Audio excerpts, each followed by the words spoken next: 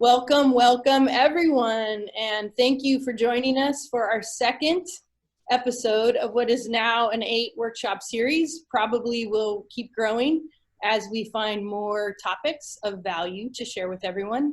Our last episode, which was our first, was really fun. It was on construction compliance.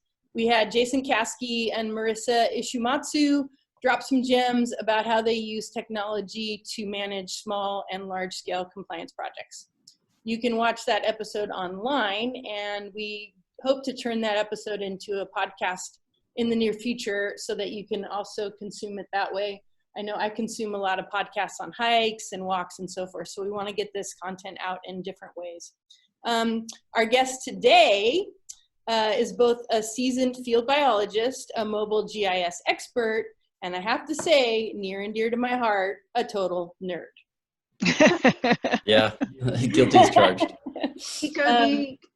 We hope that you ask questions, receive value, and walk away with real solutions to real problems. I'm the host, Kristen Hazard, founder and CEO of WildNote. WildNote is an app built specifically for you, environmental consultants, and the fine folks that are out there doing environmental compliance work. So we are, that's what we're all about. And joining us today is our Director of Customer Success, Nancy Douglas. Say hi, Nancy. Howdy, everybody. Thanks for coming. And a late addition, Rini Punzi, with a surprise later in the workshop. So we're here to create a space for our guest, Matt, to talk about mobile mapping solutions. We'll introduce him in a moment, but first, Nancy has some housekeeping details to share. I'm in charge of the housekeeping. All right, first off, if you guys have any technical issues, please ping us in the chat. And we hope that you're thinking of some questions for Matt. He's a wealth of information. So if you have any questions, there's a Q&A at the bottom of your screen as well. So please communicate your questions through that area. And just so you kind of know what to expect, our basic format is that Matt's going to start talking about some kind of field story just to prove that he really was out in the field at some point in his life. And then from there, we're going to discuss some of the ways that his business and the ways that he's using technology for GIS. And at the end, there'll be a question and answer period. And as Kristen just alluded to, some surprise with Rini Punzi in the house. And on a final note, since we only get to have a virtual lunch with all of you, we're working with a company called Territory Foods to provide meals to frontline healthcare workers, which is more and more needed right now with the increase in folks being in the hospital. So we're donating 1 meal for each workshop attendee, and for every 2 meals, Territory Foods contributes a third. So in our last workshop, we were able to donate 55 meals, and you guys, we had such great response to this. It's going to be probably closer to 100 for this workshop, which is great. So your presence here is feeding it forward. That's their motto all over the country. And back to you, Kristen. Thank you. All right, thank you. Okay. So I'm going to introduce Matt now. All right, so today we have Matt Alexander with us from AnAdam Geomobile Solutions. AnAdam rents and sells high-tech geomobile equipment, as well as providing consultations for field solutions, as well as training. So kind of the top 3 things he's expert and rents and sells and offers help with are high accuracy GNSS GPS devices, laser rangefinders, and integration of LTI lasers with today's modern workflow, including Esri Collector and ArcGIS, and drones. Matt himself, as I alluded to earlier, is a seasoned wildlife biologist. And when I say seasoned, I mean 20 years as a field biologist and a wetland scientist.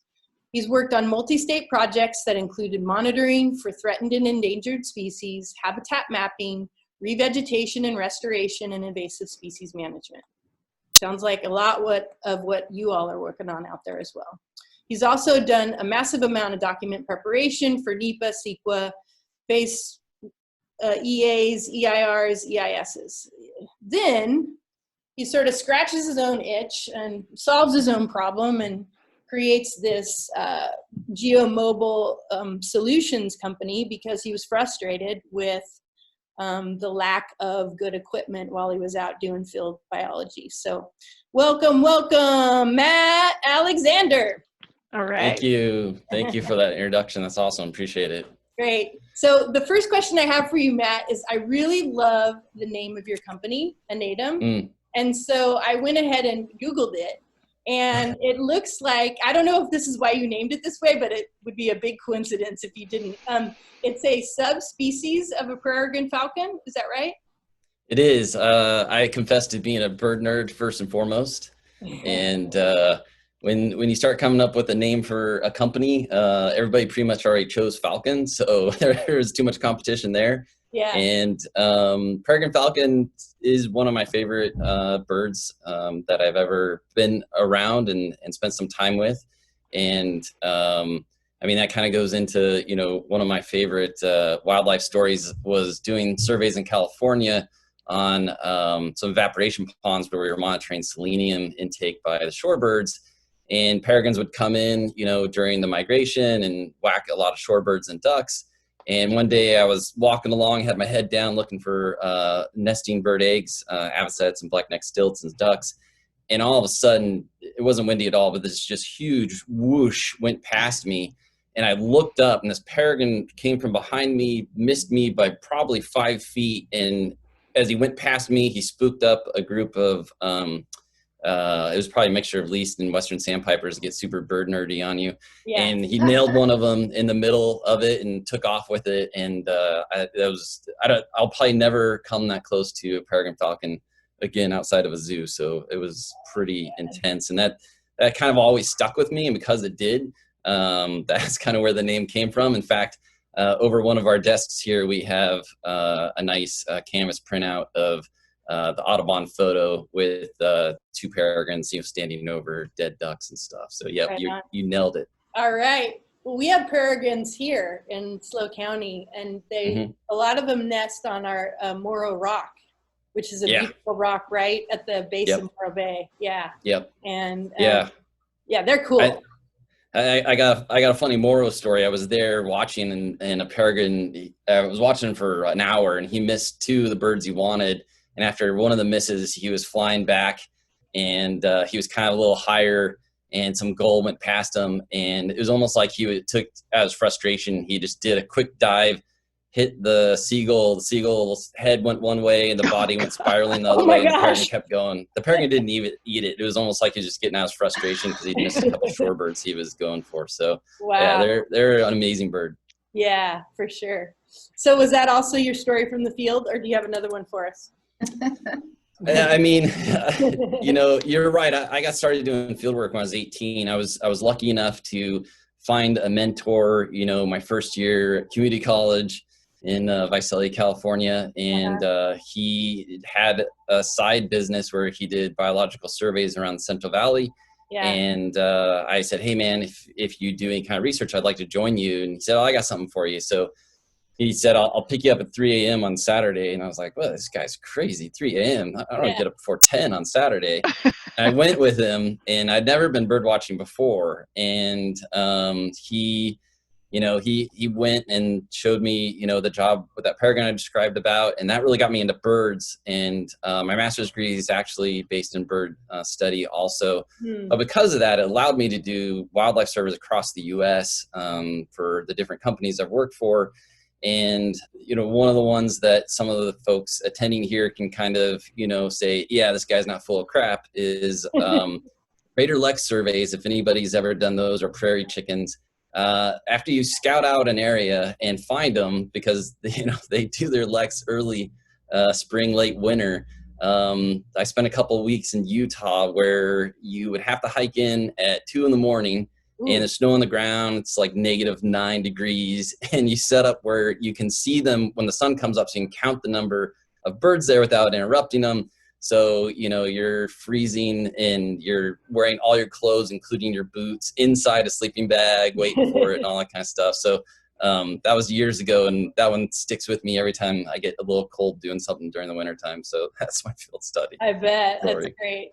So I also forgot in your bio, and hopefully we'll have time to get into this later at the end if we have a little more time, that you've logged 170 flight hours in the performance of aerial golden eagle and other raptor nest searches and monitoring. So Maybe we can get to Yeah, that's definitely the sexy work that I did. Yeah. Everybody gets excited about that. Yeah. Helicopters are exciting and nerve-wracking at the same time. And, 170 hours might not sound a lot, but when you're sitting in, a helicopter designed in the 50s for people a lot shorter than myself, Yeah. getting shaken like you're holding a weed whacker for 8 hours a day, it's a thing.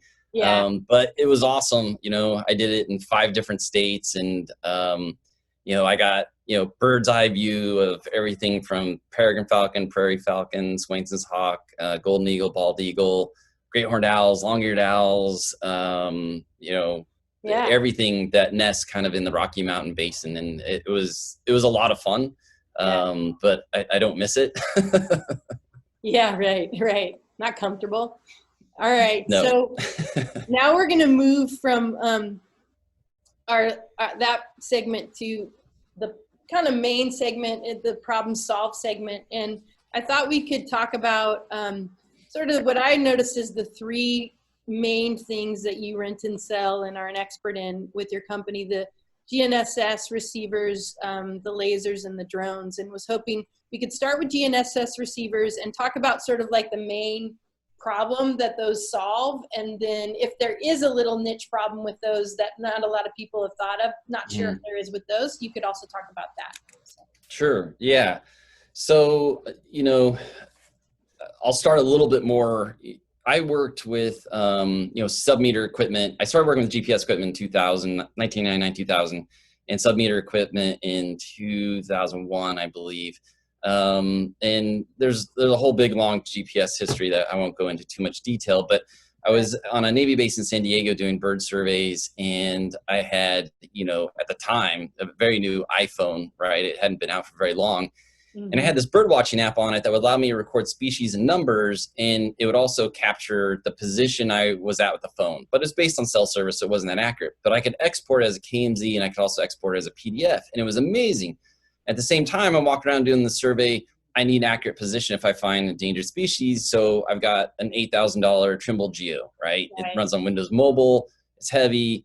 Yeah. Well, it turns out beyond what we all believe for years using that equipment, it's not actually that accurate. It's not as accurate as people claim, and then people they hold the equipment less than ideal to capture the maximum accuracy. And so by 10:30 that morning on that survey, I'm standing there, sweating in the sun, and I'm like, how is my, $200 iPhone smarter than my $8,000 GPS running Windows Mobile? And that was literally the minute that I got on a mission to figure out how I could use a phone, and then iPads came out, how I could use a phone and a tablet to do all the work I want to do, because Windows Mobile, even Microsoft has considered Windows Mobile dead since 2012. So how can we get the accuracy we need into a phone or a tablet? And that was really what led me to the Bluetooth GPS receivers, which is what our business is based on.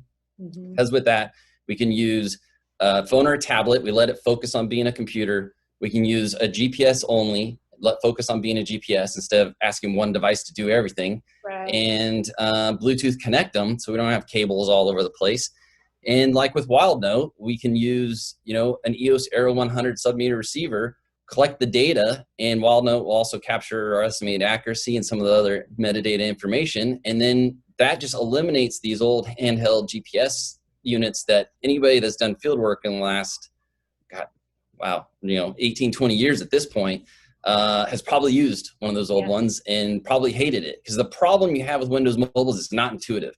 So you go out in the field, you use it for 6, 7, 8 months of the year straight. You're really good at it by the end of that season. And then you put it on the shelf for the winter. Then the next spring, you start using it again. And it takes you 2 weeks to remember how to do what you were proficient at last year. Right. That's not how it is now. And we use our phone every day, all day long. So you can go 6 months without using WildNote or some other GPS app and pick it up. And within 10 minutes, you're going to remember what you were doing. It's just, we just retain that knowledge better with today's smart devices. On those GNSS receivers, I feel like I've seen some kind of equipment where you can sort of carry them without having to hold them or something, so that it's not one other thing that you're dealing with. How does that work? Yeah, so the best GPS receivers today, whether it's Bluetooth or a standalone, they're going to have an external antenna, because that's really how we get ourselves a higher proficiency in getting that submeter accuracy, especially when we're working in canyons or we're working around trees or under tree canopy. We want that external antenna. So if your brand has an external antenna, which is ideal, then we need to do something with it. And you know, the old school method has always been like, here, let's put it on a pole. Okay. You know, and then some companies were like, well, let's put it on a backpack. Okay. So my company's worked really hard in the last couple of years and just trying to figure out as many ergonomics, right? So we came up with a handheld device where we could take a bracket, attach the GPS and antenna to it, and then we could even attach another bracket to hold your phone or your tablet. And then it kind of mimics the handheld thing. I don't love it because I don't want the antenna out of the way, but some people love it, especially when they have to get in and out of the truck all day long. Yeah. You know, those folks that are driving around town doing a lot of checks, they love that setup.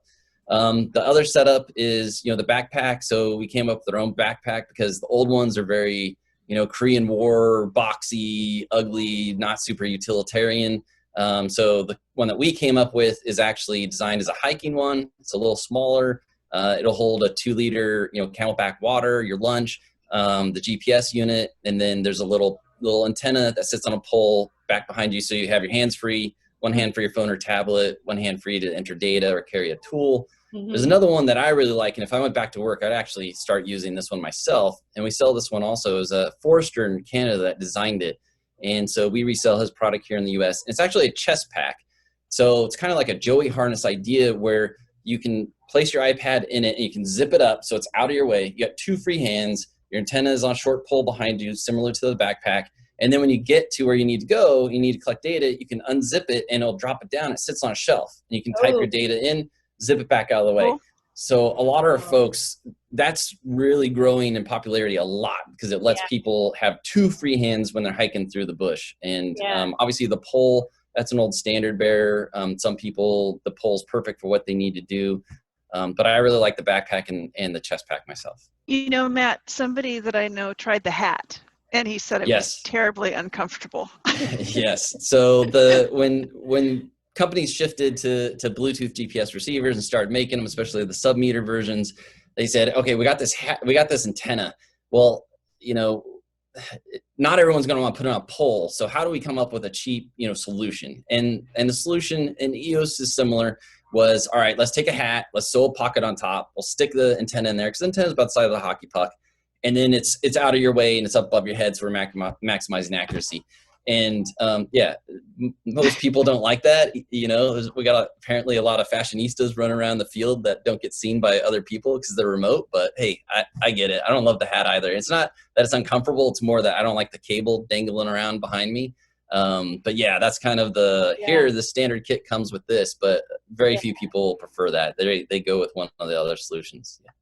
So Chris Webster's asking, what mobile apps do you recommend for field GIS other than Esri's collector that will use the Bluetooth antenna and create shapefiles on export? Well, you know, I'm really excited to say that, you know, WildNote nowadays, and, you know, I met you guys 4 years ago now. Actually, you know what? I met you guys 5 years ago. No, I think it was 4. I think it was 4 years. 2016. Well, at the Forester conference. Okay. There was also a California conference I thought I mentioned, but anyways. Yeah, maybe so. Yeah. 4 or 5 years, and you know, we kind of chatted, and you told me what you guys were doing, and I was like, that was cool, and everything else.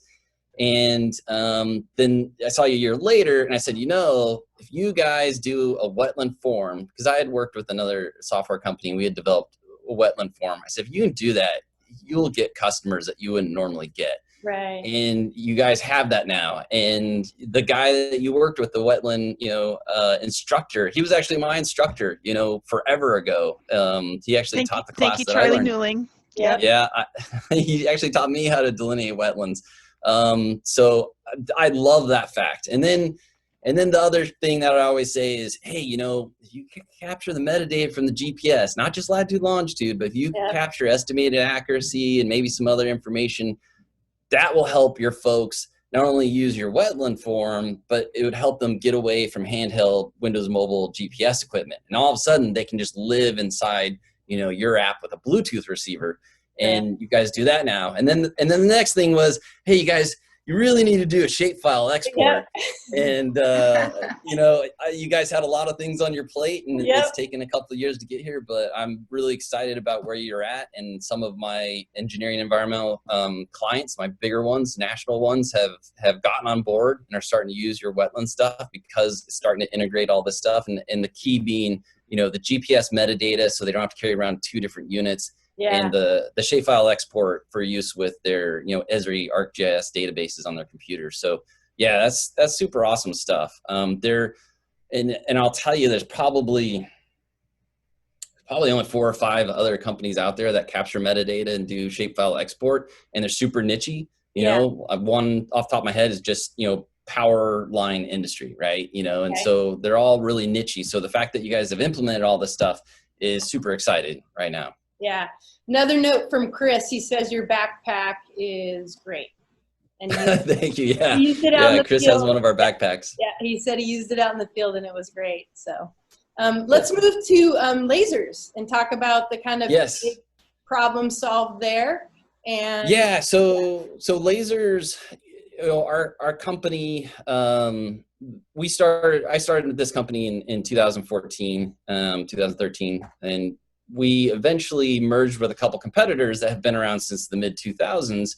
And part of what I got rolled into, which I wasn't experienced with, was laser rangefinders and the way they're used by foresters, right? So they use laser rangefinders for a lot of work that they do in forestry. And then the power utility companies also use them a lot to do things to look at the height of attachments on a power pole, because they need to know how high each one is. That helps them figure out weight. Can that pole support more? And right now the big push is, adding 5G ability to all these cities. So a lot of power companies are running around inventorying their poles to figure out, okay, what poles need to be replaced, what poles can live, and just add a new line to it and that kind of information. So with laser rangefinders, there's a lot of high accuracy measurement that's being done with it. Now, the cool thing is with the Eos Arrow receivers that we've mentioned already, they worked hand in hand with Esri and also hand in hand with Laser Technology, who makes the lasers. And the 3 companies work together. And this is impressive to me, owning my own business and seeing 3 large companies pull this off. They've been able to integrate the ability to use an iOS device with Esri's collector app and a laser rangefinder and an Arrow GPS from Eos. And you can now laser offset points. So there's a big safety feature for this. So a big group we have that uses this are water utility and sewer groups, because when they go in, and city groups too, and they're like, all right, we got to map everything. We think we know where stuff is, but we don't. We got to map, manholes and fire hydrants and everything else. Well, the problem with manholes is a lot of them are in the street. So with this setup, the user can stay on the sidewalk, use the laser rangefinder and their GPS in conjunction, and look through and shoot the manhole out in the street with the laser rangefinder, have it drop in collector right where it's supposed to be out in the street. Wow. And so it's a really cool solution. It's exclusive to those 3 companies as far as their software and hardware integrates. And there's also a safety feature where I have folks in the oil industry that also use it so that they can stay away from certain features too. It's exciting. Wow, that is so cool. That's very cool. Why don't we go to drones now? Okay. Yeah. So the interesting thing about, being in environmental, work is you need some sort of aerial imagery, whether it's figuring out a better way to figure out, hey, I'm doing a wetland, where's my drainage coming from? Or it's a deliverable we're giving to the client at the end, something along those lines. And satellite imagery is notoriously inaccurate, right? In a city, especially a big city, it can be really accurate. There was a study done in Montreal where they found the positional information from the Google Earth imagery was anywhere from 10 centimeters to, almost a meter, right? But there were areas where it's super tight. But you get out where most of us work in remote areas, your imagery is probably 1.5 meters. So now we're talking 4 or 5 feet inaccurate. Mm-hmm. So with drones coming down in price and getting easier to fly and getting smarter, I mean, today's drone, you can just plan your mission before you even get there, and you turn everything on, hit the start button, it flies it, and it comes back and lands itself, right? And you got your imagery. Now, all of a sudden, not only do you have more accurate imagery, where we went from 1.5 meter, accuracy down to a couple centimeters, or, 0.5 meter, depending on the brand of drone you're using, mm-hmm. but we have actionable, current information. So it's a big usage in construction where they want to be able to see what's happening, you know, every Monday, where are we at? Yeah. It gets used a lot in mining, so they can look at volumetrics. They can, you know, fly a drone and actually sit at the computer and measure, you know, how much fill was pulled or how much fill needs to be removed. But also in habitat restoration. You know, if you're a public entity and you go and hire a company to restore something, kind of nice to check in on them, you know, every week, every 2 weeks, and make sure that they're following the plans and doing it correctly. And then it's beautiful every year or every 5 years going forward, you know, as those plants get bigger and bigger, to verify that, yeah, it's growing the way it's supposed to, or, hey man, it's been 5 years and it looks worse now than it did when they finished. So we've got to rethink the way we did it. So drones are awesome right now, and they've gotten a lot less expensive in the last few years. Just 1 second, Nancy, and then you'll go to the questions. Yeah. Yeah. Okay. So I was amazed when I started building these apps for environmental compliance, how many photos people upload. Like, a picture truly is worth 1,000 words, and the photos or the drone imagery is so powerful. But go ahead, Nancy, with the question. Yeah, no, piggybacking on that, Michael Moon has a question regarding the use of drones or UAVs in aiding with veg community mapping and wetland JD work. Yeah. I mean, pretty much what I mentioned. You know, what I really liked, you know, going all the way back to 2010 was when I started using, you know, my phone and tablet to go do a wetland delineation. I got the aerial imagery on there, right? You know, whereas with the old school GPS, you got a gray screen. Maybe you loaded some aerial imagery on it, but it had to be a small project area. So large projects, it wasn't really user friendly. But when you're standing on site, one of the first things that I used to do when I do a wetland would go, okay, where's my hydrology coming from? Because that's going to help me find a starting point. Well, when I've got, you know, the phone or the tablet there and I can zoom out a little bit, you know, and I'm seeing an image like Google Earth, it's quickly easier for me to go, oh, drainage is coming from over there. Hey guys, let's walk up here and see what's going on and start our delineation there. And then, like I mentioned, just monitoring habitat restoration over time is very actionable. Right. Matt, someone else had a question that I asked you earlier. Can you talk about the difference between the Trimble R1 units and the Eos Arrows? Yeah, so we used to rent and sell the Trimble R1s along with the Arrows and the Bad Elves and a lot of stuff. We love the fact that we have a little bit of freedom to be agnostic in the products that we sell. And when the R1 came out, you know, everybody, you know, recognizes Trimble. So a lot of our existing rental clients, you know, they were like, hey, we want to rent R1. So we said, okay, you know, so we bought a bunch, threw them in the rental pool, and we were using them. And it only took a couple of months before clients started coming back to us and complaining that the R1 that we were renting them wasn't getting them the accuracy that the R1 was claiming it was getting them. And, you know, physically I look at it and I'm like, yeah, I'm not surprised. But because we all come from the field in my company, we're a show me company first and foremost. We're salesmen second, sometimes third. So we paid a professionally licensed land surveyor to use one of our local parks here to set up known points underneath varying degrees of canopy so we could test in real time, real world situations how the GPS receivers go. Because what happens with a manufacturer, they have an antenna on their roof. There's nothing anywhere that could possibly cause any interference. And they run the receivers and they go, hey, this receiver does 60 centimeters 95% of the time. Well, sure, you let it sit there for hours, it's going to do it, but I don't work on top of your roof. I work underneath trees. Yeah. So once we had our test course set up, and he used a total station, so it wasn't relying on GPS, it's a system of lasers. We were able to go and we tested, and it's on our website. You can see the article if you just go to our front page. It's right there in the middle. You can click on submeter comparison test article. So we tested everything we had, and we even got our hands on a couple things that we didn't sell at the time. Mm-hmm. And in the end, the Trimble R1 and the Trimble GeoXHs, they did really poorly. And the problem with both of those receivers is their antenna's inside. So most folks with an R1, you know, the size of a stack of cards, they go talk to their Trimble dealer, and the Trimble dealer goes, hey, this is great, put it in your front shirt pocket. And you're like, dude, you sell GPS, why would you do that? Because satellite works line of sight. The signal from satellite is too weak to go through physical objects. That's why we get poorer accuracy under trees. So if you go and put that R1 in your front shirt pocket, well, your body's blocking most of the sky.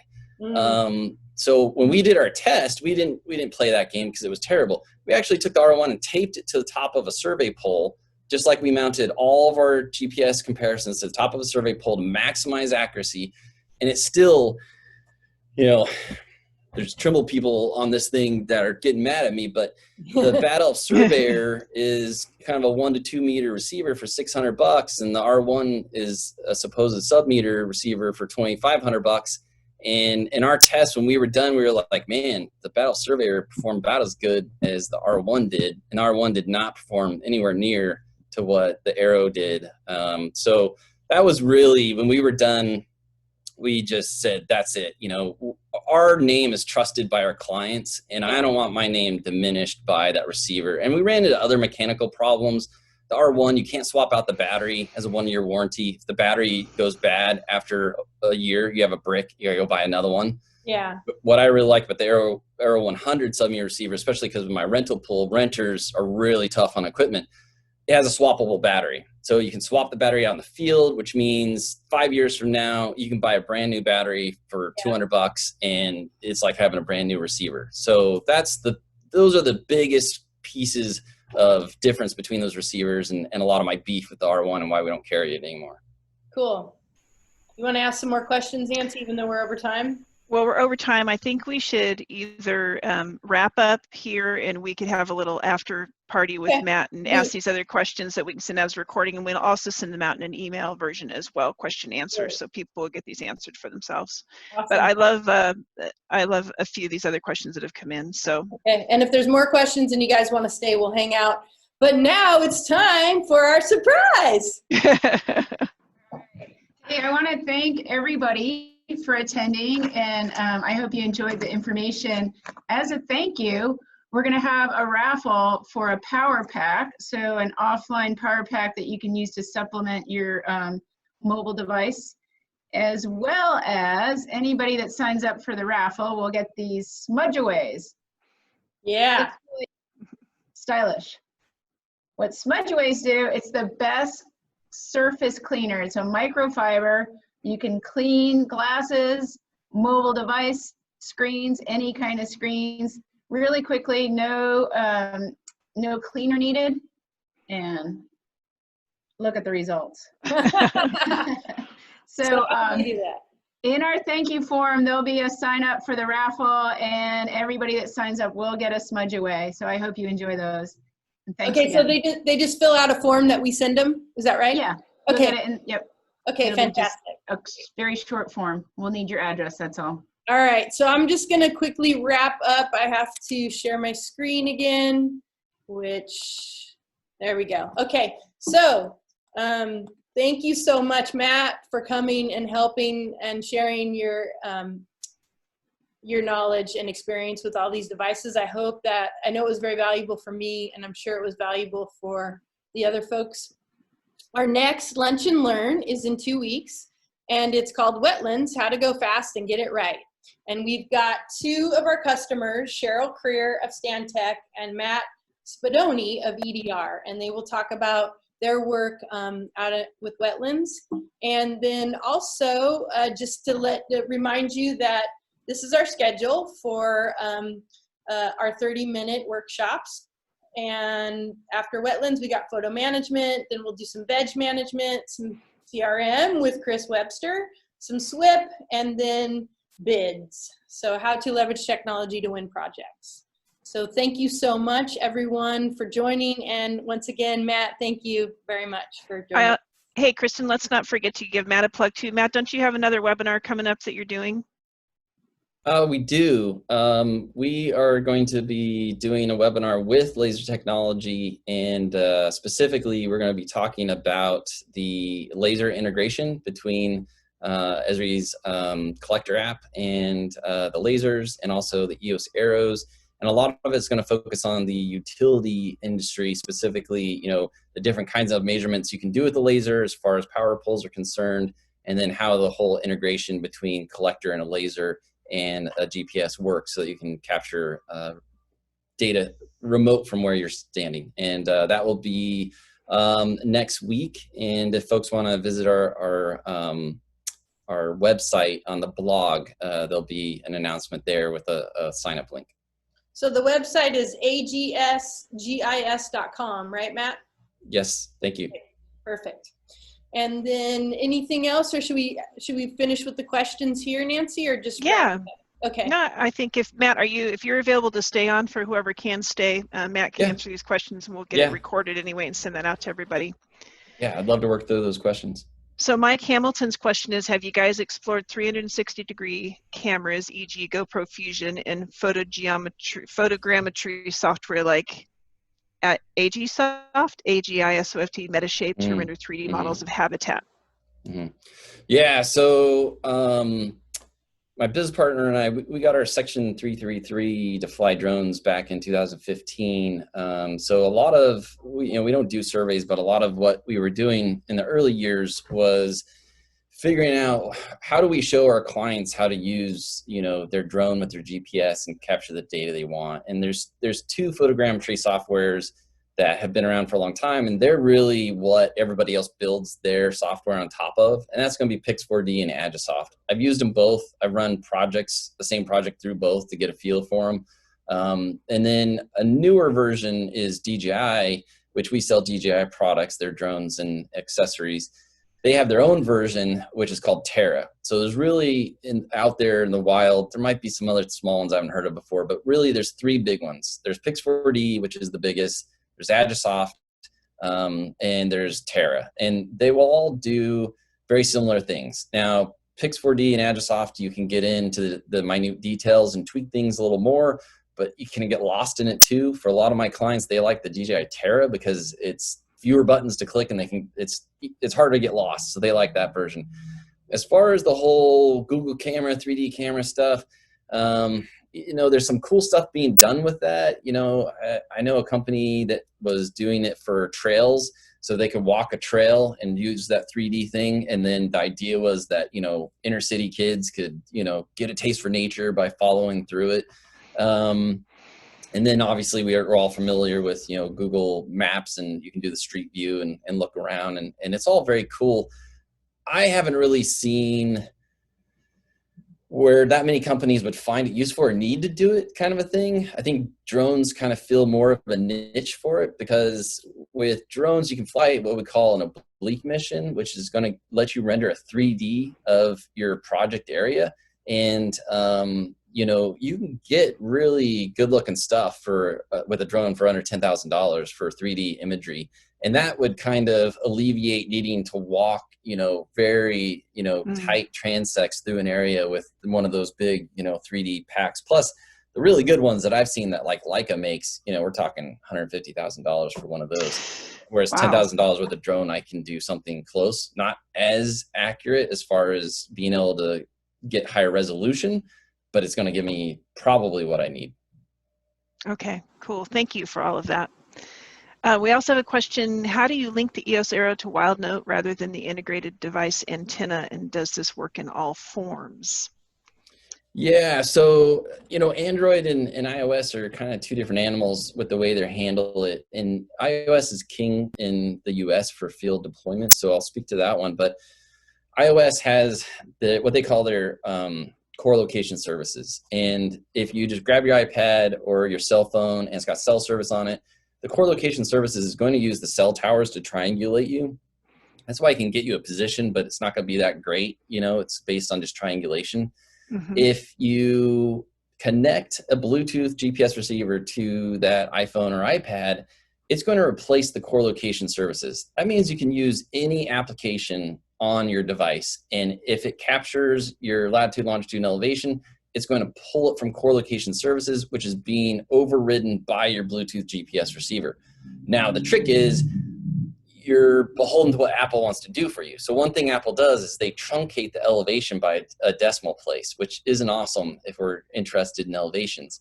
So that's why when you can get an app like Collector or WildNote that's going to talk directly to the GPS, you can get more information out of it, and we don't have to worry about truncating our elevation, and you don't have to do anything, right? So you take your iPad, you go to your Bluetooth settings, and you connect it to your external Bluetooth GPS, and then you go into WildNote and you just start collecting data, because WildNote's smart enough to know that now you're connected to this receiver. So yeah, perfect. And so that answers the question, does it work in all forms? Whatever form you build, that as long as it has a waypoint question in it, a lat long question, then and if you're connected via Bluetooth, then you'll get those highly accurate points. And WildNote will actually tell you that you're connected, so you know that you're getting that.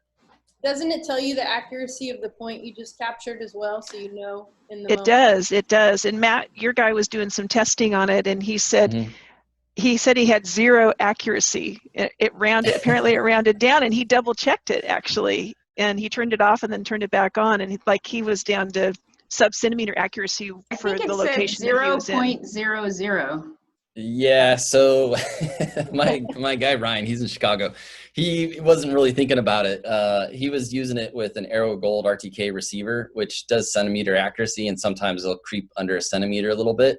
Yeah. So because yours defaults at 0.00, he was probably doing 9 millimeters, and it was showing up as 00, and he thought, man, it's not working. So he turned off RTK and switched over to the submeter component, that crawled up to a little under a foot, and then it was starting to register his stuff. Right. He's like, "Oh, it works, duh." I was on RTK, so yeah, it's cool. He caught himself when he was doing that.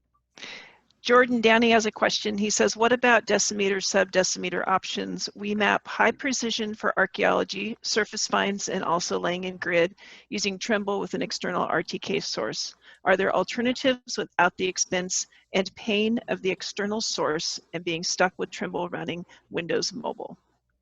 Absolutely. So that's, it's fascinating. The cost of RTK receivers, like he's referring to, RTK is going to get you, sub-foot, sub-10 centimeter or centimeter, depending on the correction service that's being provided to it. And so they're obviously more expensive than a sub-meter receiver is going to be.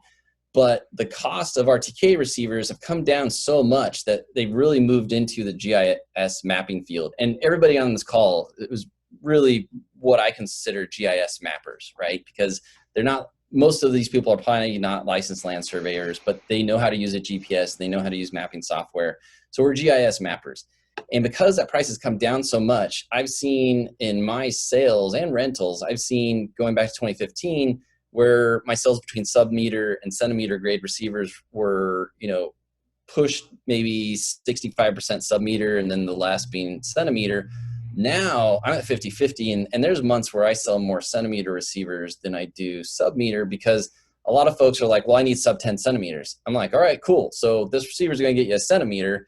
And then when you get near a tree, it's going to creep up closer to 10 centimeters, but it's going to help you maintain that 10 centimeter mark. And that's something that a lot of folks I talk to, I work with wetland folks trying to convince them too. And some of them have bought into it where they're like, well, I just need sub-meter. I'm like, cool. This sub-meter receiver is going to really do it for you. But what happens when you're underneath those really big trees? And they're like, well, I'm not going to get sub-meter. I go, well, what if we had RTK and we were doing, sub 10 centimeters, and you get up under those trees and you can stay sub-meter? Is that worth it to you? Well, these RTK receivers today, the Arrow Gold specifically, Eos Arrow Gold, it's the same price as what, a Trimble Geo sub-meter Windows Mobile device is going to cost you. So the price come way down. So you can take one of those Arrow Golds, you can use it in the exact same way you're using that Trimble, and now you can use it with WildNote, because WildNote will talk to the EOS receivers, but they won't talk to Trimble. So you can definitely do that. And there's another thing to get deeper in the weeds, folks can contact me, but there's also the ability in remote areas, if you don't have tree canopy and you don't have cell service, you can still do sub 10 centimeters with a private paid satellite subscription service. So there's a lot of different ways, to get at the accuracy folks are trying to get at. All right. Another question is, can you access the USGS quadrangle maps and incorporate your exact location? I mean, if you're using, WildNote or Collector or another app, for the most part, they're going to be pulling either the Map Street View or the aerial service from some provider, whether it's Apple Maps or Google Maps, or Esri's pulling a couple things. As far as getting, that sort of map digitally in real time on your device, you would need to find an app that could handle that. And if the app can handle it, then you're fine, because you can open that particular app, view that map that you're referring to, and your position is going to be accurate based on the Bluetooth receiver that you have. So it's kind of a two-step solution to that question. Yeah. Thank you.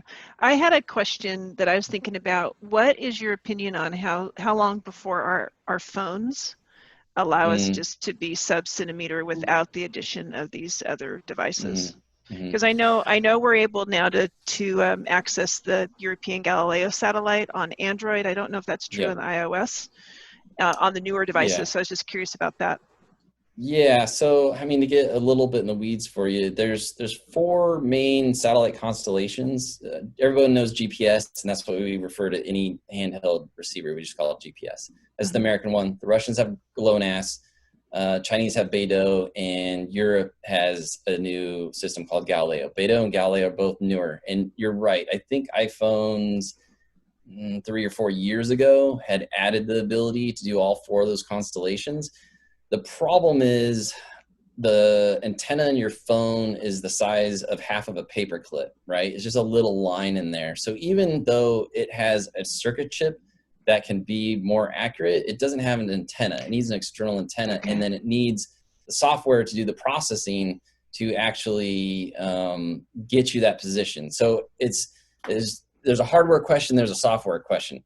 Hardware question, you're never going to be able to do centimeter grade accuracy with a phone unless there's an antenna you can plug into it, and you're going to have a software that can handle the RTK stream and all the algorithms and all the crunching going on in the phone so that you can get rid of the receiver. So basically you got to take a receiver and shrink it down inside a phone and get an external antenna for it before we can say, sweet, I'm going to live with my phone and I'll never touch it at GPS again. So will it happen? Yeah, but I mean, I would say we're at least 10 years out from there. I mean, the hardware's there, but there's a lot of parts that aren't there.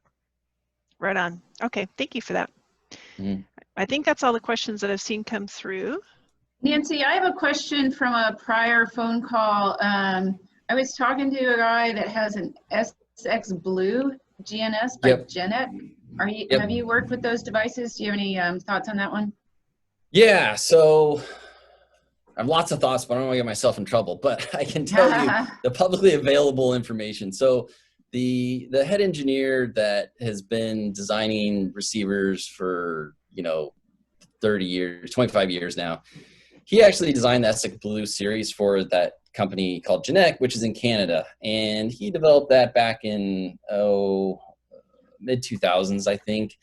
And so he's with the company, and he had differences of opinions with the company, so he left and he started Eos.